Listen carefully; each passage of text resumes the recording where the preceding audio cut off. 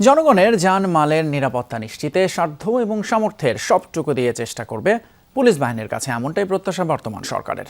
জাতীয় পুলিশ সপ্তাহ 2026 উদ্বোধন করে প্রধানমন্ত্রী তারেক রহমান বলেন, রাজনৈতিক স্বার্থে পুলিশ বাহিনীকে জনগণের মুখোমুখি দাঁড় করিয়েছিল পতিত সরকার।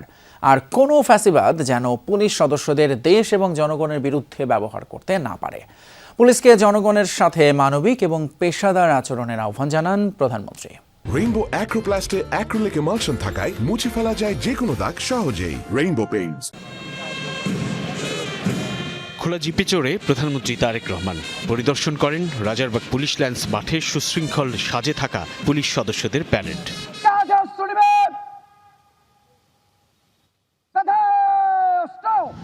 এরপর প্রধানমন্ত্রী গ্রহণ করেন অভিবাদন।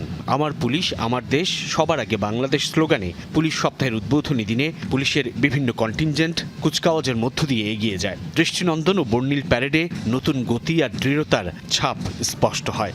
দারুণ মনোবলে সোয়াট, ঘোড়সওয়ার কিংবা বাদুক দলই শুধু নয়, পুলিশের সবকটি শাখাই ঐতিহাসিক রাজারবাগ পুলিশ লাইন্স মাঠে তৃপ্ত পায়ে হেঁটে যায়।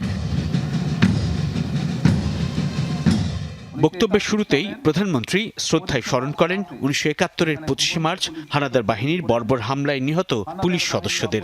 উত্তাল উত্তেজনায় মুখর সেই মার্চে রাজারবাগ পুলিশ লাইন্সে একসঙ্গে পুলিশ সদস্যদের জড়ো করে রাখার পেছনে তৎকালীন রাজনৈতিক নেতৃত্বের উদ্দেশ্য নিয়ে মুক্তিযুদ্ধ গবেষকদের গবেষণার আহ্বান জানান প্রধানমন্ত্রী।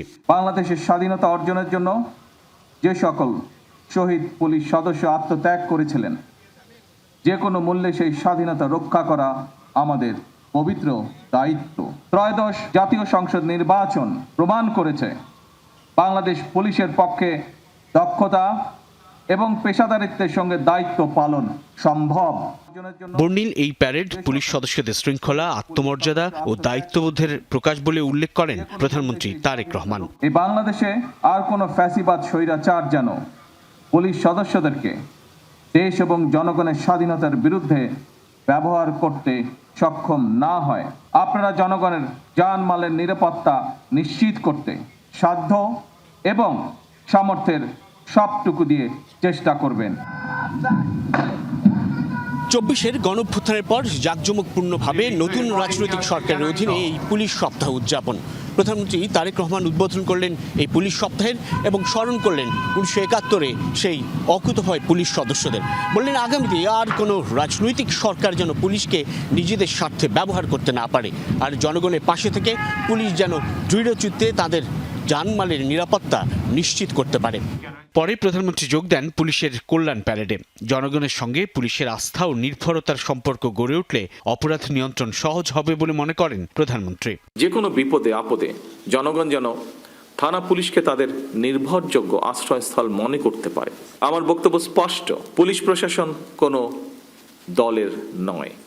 বিধিবদ্ধ আইন অনুযায়ী পুলিশ প্রশাসন পরিচালিত হবে। কোনো নিরপরাধ মানুষ যেন হয়রানির শিকার না হন তা নিশ্চিত করা অবশ্যই আপনাদের দায়িত্ব।